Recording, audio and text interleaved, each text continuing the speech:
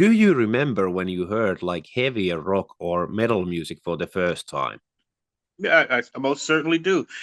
I grew up in South Central, so we basically grew up listening to like Earth, Wind, and Fire, the Brothers Johnson, uh, the Isley Brothers, music like that, basic R&B.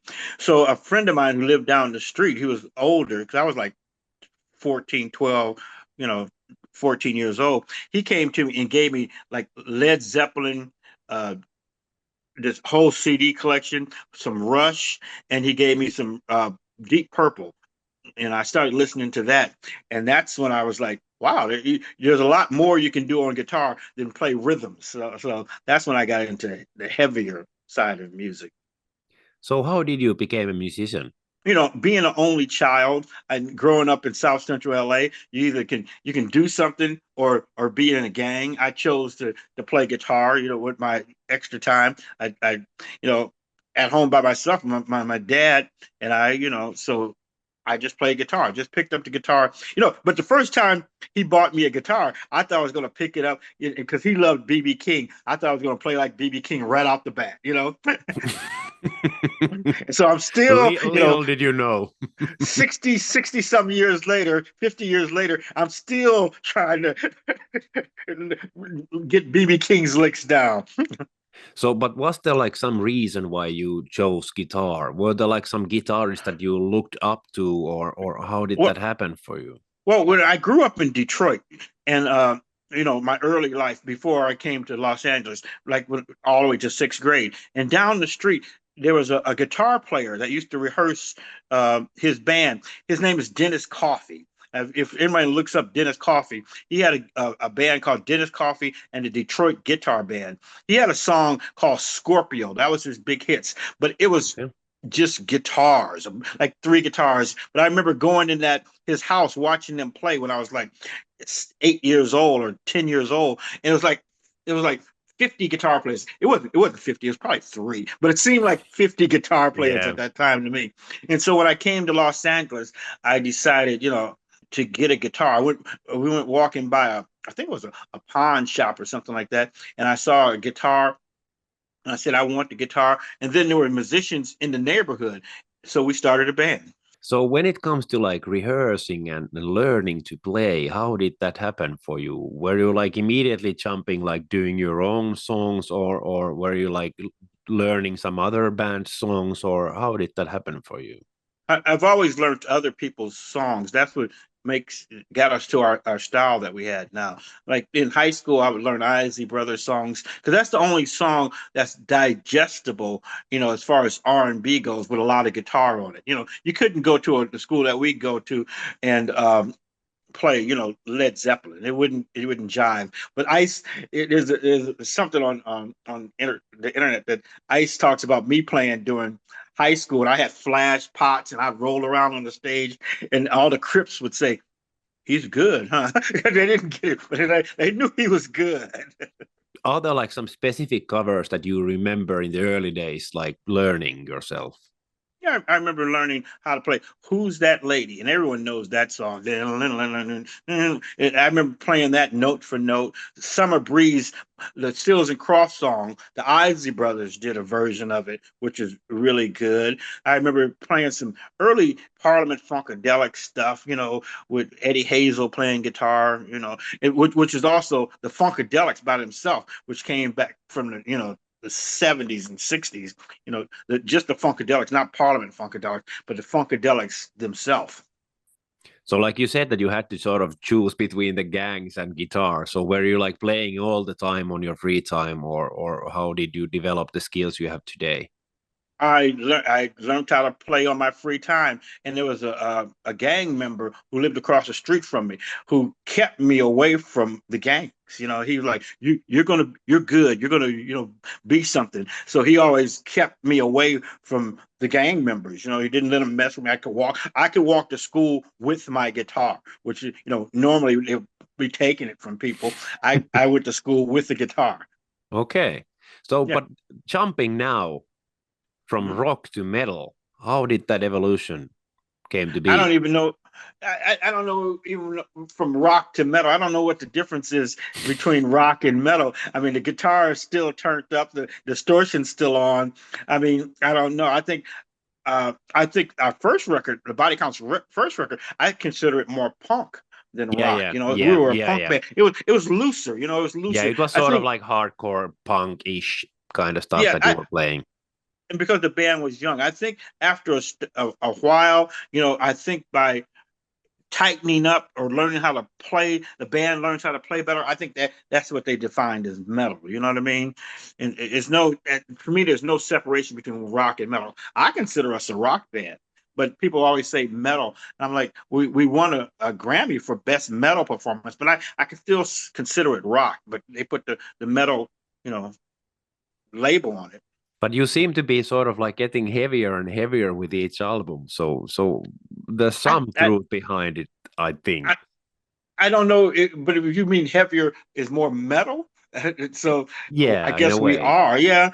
But that to me, it's like the guitar is still turned up. So I don't know if the notes make it more metal or just playing the not playing open chords makes it rock. It's a you know But is there like some reason why you have sort of evolved more into that direction? Is it like more technical that you sort of also want to challenge yourself more, and that's how it happened, or how do I you think it's see just that has happened? I just think the band gets better. I mean, the band gets better and they play more intricate stuff that makes them more metal. I mean, if Yeah. that's like saying a metal musician is better than a rock musician, but it's like No. like jazz musicians, they're like, we're better than everybody, So, Yeah, and of so course there's different styles of playing, so you right, cannot really compare them to each other. So right. yeah, I I see mean, what you mean. it's hard to distinguish what's what. I mean, are we a different band than the Foo Fighters, or you know what I mean? It's like it is sometimes Metallica is sometimes rock. You can consider them Yeah. rock, but then they're metal. You know what I mean? That one album they did, the Black Album, that's a rock album if you want to say that. And some of the stuff off the earlier, Justice for All is a metal album. So when you joined Body Count and you started playing shows, what kind of like memories do you have when it comes to the first proper shows that you played in front of an audience? What kind of Well, experience it was for you? well, I didn't join Body Count. I was kind of like forced into. I wasn't You asked to join. him. I wasn't asked to join. um, no, it just came together. Just we were all there playing instruments. But I remember, early when we started playing, it was like people didn't know where to put us. We toured with bands like DRI. We opened for Guns N' Roses, LA Guns. We opened for Warrant. You know what I mean? They didn't know where to put us because there weren't any bands that were like we were. Yeah. So that was a strange thing. All the other bands, the Limp Biscuits and the Rages, and all those bands came later. Then there was a lane, but when we first started, there wasn't a lane. We were playing with whoever.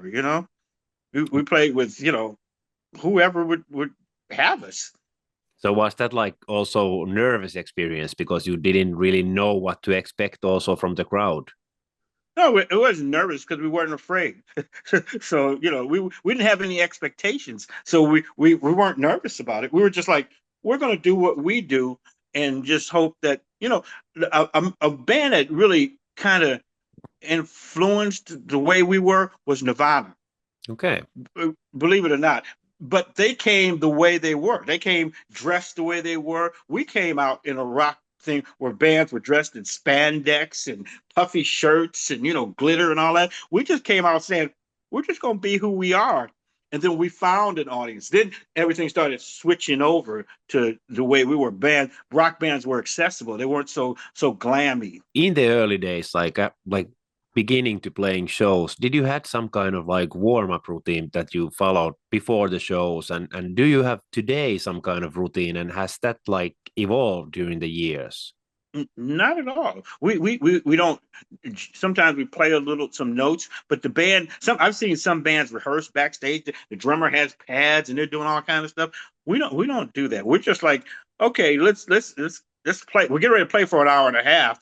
Let's get out there and play. It's like you start off like sometimes we start with off the show with Raining Blood or something really fast like that. It's like, Yep. whoa, if you miss a note, the song's going by. So it's I understand what you're saying, warming up and you're ready to Yep. play. But I like starting off the show and kind of building up speed. But sometimes we just start off like a sprint. So you like living on the edge in a way. Yeah, it's fun. It's music, so you're supposed to have a good time. You're supposed to be, if it becomes too relaxed to you, you're gonna miss out on something. So obviously during your career you've released a lot of albums with Body Count. Are there like some specific albums where you can pinpoint where you have felt that you've taken a big step forward as a guitarist? No, it's been pretty consistent. At the beginning, I was trying to play guitar. That was my whole thing. Just let people know we can play. But now, after the first record, after established, we can play whether you like the way we play or not. All the other records are just like, consistent. Just play some guitar. All I want to do is just play some guitar, and that's it. There's no thing where we're trying to lay a trying to lay a foundation for guitar, trying to show my style or anything like that. Do you always try to sort of still challenge you with each album that you make? Yeah, I try to do something unique, even though, I'm on YouTube trying to learn what the kids are playing. That's the thing about the guitar. You always have to be. I got stuff in my queue on YouTube that I'm trying to learn or just working on learning. And then sometimes, Okay. well, I have an age now where if I can't do it, I just say, "Oh, forget it." When I was younger, I'd be like, "I'm going to learn this." Now I'm like, forget it. But YouTube is the best invention ever. Yeah, and today, like compared to your early days, you didn't have that kind of platform where you could easily learn. But now you have, like you said, that there's like whole new world where you can learn playing and you can learn like anything basically from YouTube. So it's You can learn anything on YouTube. Because like I said, I go on there to learn stuff. But there's always the old thing of like paying your dues, getting out there and playing with people and learning from me being the old black guy, the old guitar player. You can learn from me. There's nothing like a kid sitting in front of me saying, like, going, and then you play something. Because I remember playing with BB King. I sat in for one of his things back in the early 90s. We played in Montreal at the jazz festival there. And I played, and he said to me after, he said, "You got somewhere to go?" Because I was playing so fast. he's like, after I finished playing, he said, "You got somewhere to go, kid?" I'm like, "No." He's like, "Yeah, just relax, just slow enjoy the down a ride." bit. Yeah. I was like, woo. So there's the new Body Count album, Merciless, coming on November, was it 22nd, if I remember Yes, 20, correctly? 22nd. Will there be like something new guitar-wise, which you haven't done before? Not really, but there will be a guest performer that you'll probably talk about that we haven't done before, which I'm really proud and of having on the record. How did that actually happen? Well, we're talking about Comfortably Numb. David Gilmour plays on the Body Count record, Yeah. and how it happened was, Ice came and said, I have a song I want to do. I want to update it because that song is 50 years old. You know what I mean? He says, I want to update the song and it'll be a good song for you to play on. That song is like an empty canvas for guitar players. Yeah. So I played on it. And then my bass player, he's Richie Sambora's guitar tech. So they were in the studio and Richie says, "Can I play on it?" So he played on it. So me and Richie's played on the song back and forth. Really cool. We thought really cool, right? Record company's like, "Wow, this is great." So we said, "Okay, let's get a clearance of it. Let's send it over to David Gilmour and Roger and see if we can get it clear instead of just doing somebody's song. It'd be good to get them to put their input." David's office came back and says he loves it. He said he just has one thing he wants to ask: can he play on it? We're like, whoa! Of course he can play on it. I The mean, that's body a count dream way, come true. the Body Count way that when you start making an album, these things just like seem to Yeah, just drop it from the it sky. just it just happened. So he came and played on. We sent it to him. He played on it, and then we sent it over to Roger. And Roger said, "Who's singing on it?" First, I think he wanted to make sure David wasn't on it. He says, "Who's singing on it?" We're like, Ice-T is like, oh, okay, cool, I like it. So they both agreed on that. So and there it is. I mean, it's a great, it's great for music. I mean, for you know him on our record. I mean, I think it's a great thing. Some kids from South Central Los Angeles and this guy from England who's been around in the music business for 60 years, Yep. 70 years, it's fantastic. That's still something that surprises you if that kind of things happen with you. Unbelievable. I told Ice, I said, English guitar players like me a lot because I played with Tony Iommi. I produced a Sabbath record, and there's David Gilmour. Pretty good resume for English players. Exactly. Your I own, said, all I got to do, I just got to get Jimmy Page in there. So I'll yeah, be. and Brian May. Yeah, I got a picture. Brian May came to the studio when I was producing Black Sabbath. Brian May Oh, hung out. I got a picture of us together, me, okay. Tony, and Brian May. So Brian May's on my list, but But I've you met him, hung out with him. but you still need him on an album. Yeah, I need him on the album, but I have hung out with him and talked to him, and it was a great few days. In terms of when you became a guitarist, what were your parents' reactions when they heard that you are joining a heavy rock slash hardcore punk slash crossover slash I don't know what you want to call body count, but what were their Well, reactions? well, I was when we started Body Count, I was like in my late 20s, so it was established what I was going to do. You know what I mean? So nobody was surprised what it was going to be. But in my early life, I thought that was what I was going to do, or that, or politics. I couldn't make up my mind, playing guitar or politics. So Yeah, I made they are so close to each other. it's So so close. They're like, I made the almost right same. decision. Well, what's going on this week in the United States? I made the right decision. Yeah, for This sure. the guitar has been. My hairs are gray, but I still have my hair, so it's a good thing. But I still cannot like believe that you have such a big country and those two are the top ones that you have to pick one from. That's something that surprises me as a Finn, And then, unfortunately. yeah, Yeah, it's let's it's leave it that way. it's unbelievable, unbelievable. At what point of time were you sure that the guitar is that you want to be with and you want to become a musician and you want to do this like full time on? I don't know if there's a point. It's like it wasn't a certain point that I said this is it. It just kind of just naturally flowed into the guitar was paying bills, and the guitar I had a good time playing. It was non-stressful. It was a way to relax. So I don't know. It just kind of I don't know how I even got to this point. But I mean, it's just been going like this. It's what I know. I've had 9 to 5 jobs. They weren't as much fun. But this career sort of still just like happened in a way naturally. Yeah, it just happened.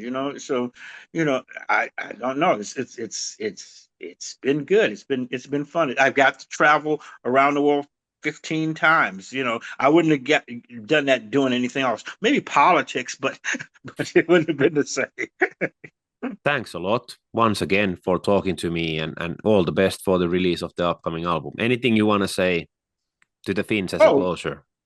uh, it was. I had a great time there this summer. Hopefully, we'll get back. Hopefully, we'll get back. It was kind of cold in June there. It was kind of like It's it was a little midsummer, cold. so it's a little weird because the sun doesn't get down and We played at like 10 o'clock and the sun was out. It was like we were like yeah. going, "What? This is like." But it's always a great time coming up there. And thank you very much for your time.